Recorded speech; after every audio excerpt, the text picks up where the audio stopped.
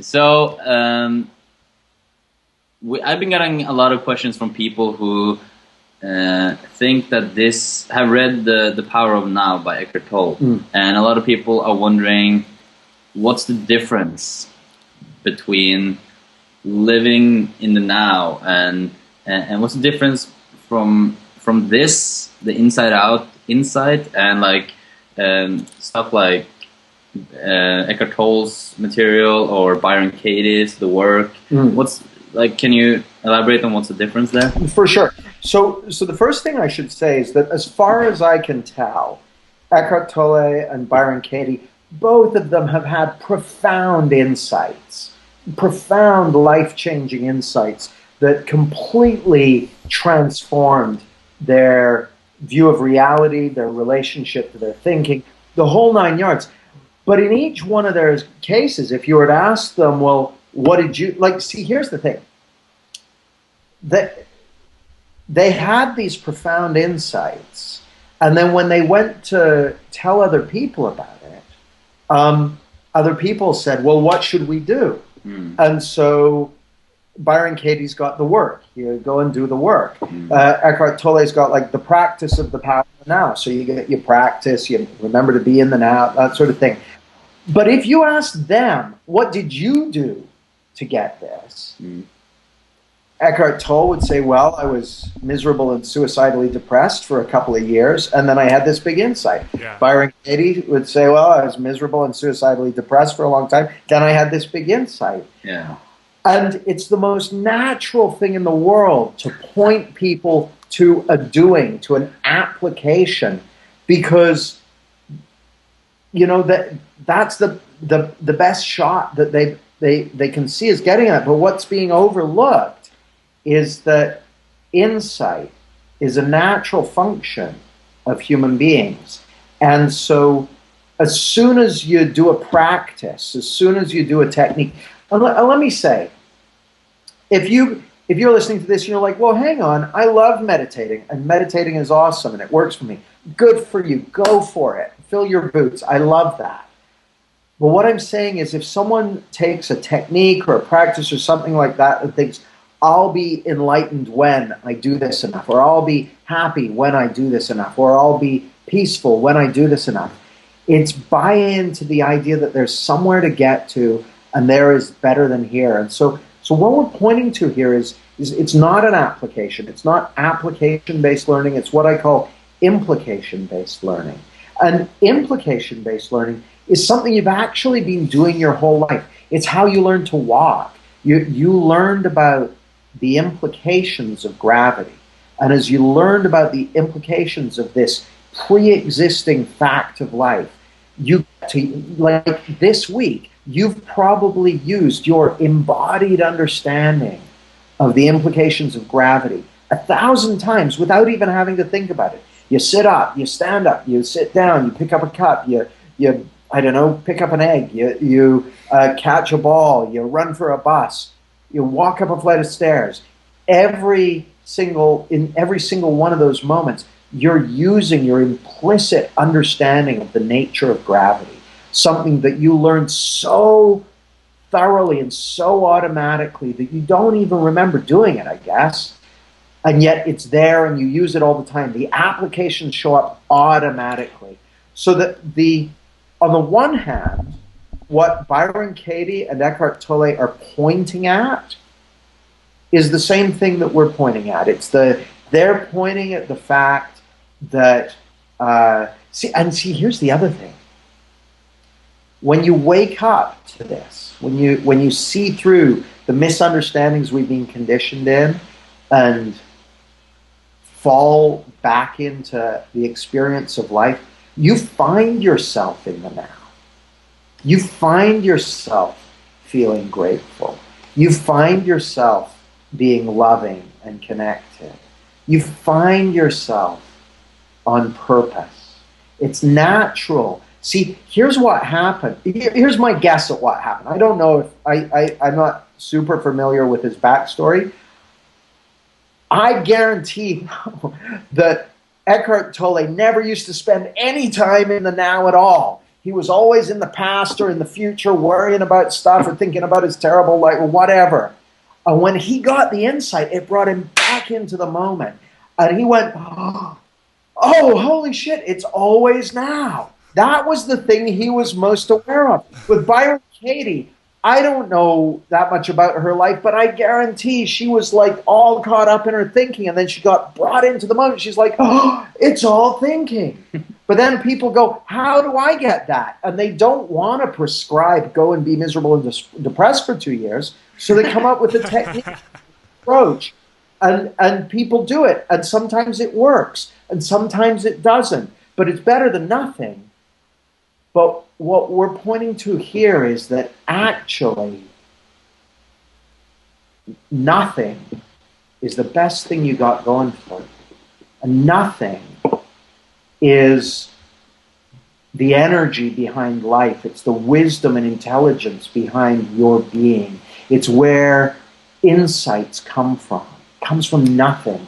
It's where creativity comes from. It comes from nothing. It's where connection comes from. It comes from nothing. There's nothing you need to do to get a connection. It's already there when you fall out of your thinking.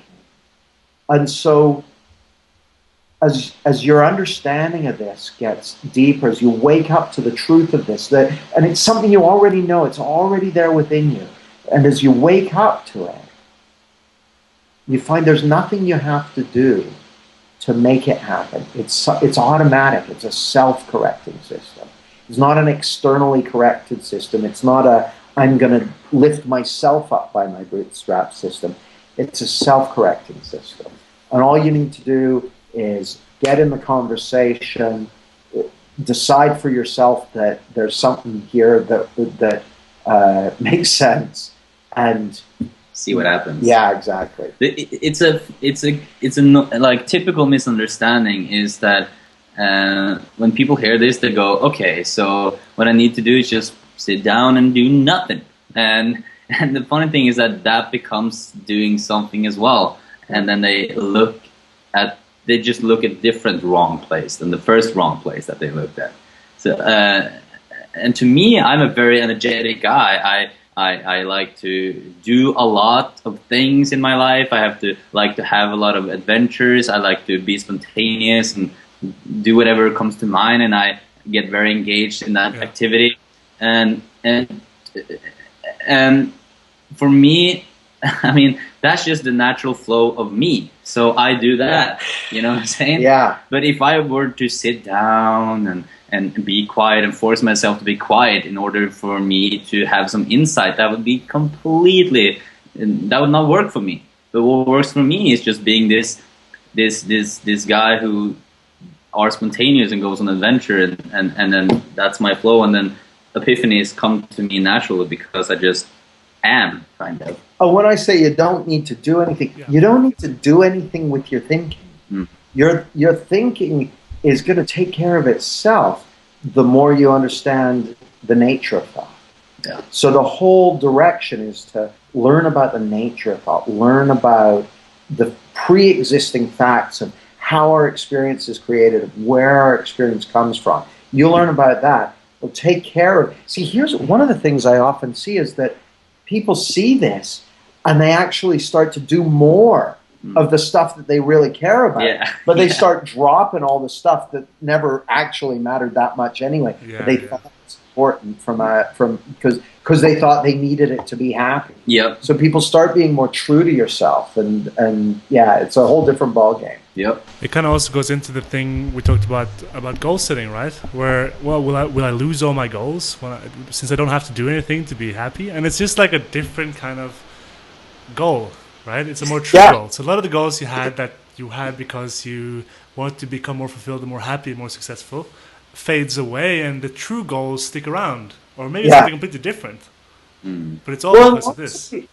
Lots of people that I meet they actually experience more external success because they get out of their own way. Yep. So if that's a natural path for them, then it becomes easier to walk it. But by the same token, they may go in a completely different direction. Say, you know what, I was just doing that to please my parents, or because I thought I needed a big house, or whatever it might be. I'm going to go do this. What I can guarantee you is whatever you do, whatever direction you go, it's going to be something that's more aligned with who you really are. Yeah. And it's the other way around. A lot of people think like, okay, so I need to be true to myself, and then I will be happy. No, it's not. Or they might think like, okay, I need to be happy, and then I'll be true to myself. Well, it's just this insight. Apparently, to me, I can talk from my experience. This insight has apparently effects in the way that I am apparently more true to myself. And it's not something I'm doing. It's just something that apparently is happening to me, kind of. So the question that comes up for me is like, well, okay, so what I need to do is not what I need to do.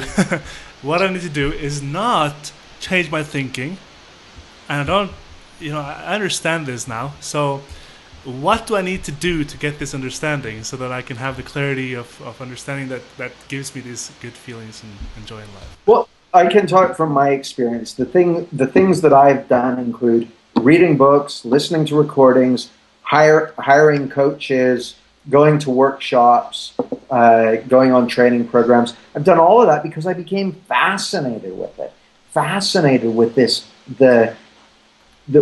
possibility. And over time, it's so funny. When I used to in earlier stuff that I used to do, I would be constantly listening to stuff and reading stuff. I gotta get all the information in there. Gotta learn more. Yeah. Now it's more like, oh, that would be nice. I'll listen to that. Oh no, I don't feel like it today. I'll listen to some rock music, or I'll listen to some. I'll go out for a walk. Oh, I'll leave the stereo at home. You do it because you feel like it. Yes. You do it because you enjoy it. You do it because it's. You're curious, kind of. Yeah, I feel exactly. so curious. I feel like a baby now. Everything is new to me. So I'm just like curious, and I said that to you when I came in here. It's like I bought the tickets for the conference I'm going to here in London like 3 months ago, and it's just I'm curious. Like I want to go there apparently, and it's not because I feel like I need to. It's just because it's curious. And also in my experience, the biggest insights I've had has been on workshops. Mm-hmm.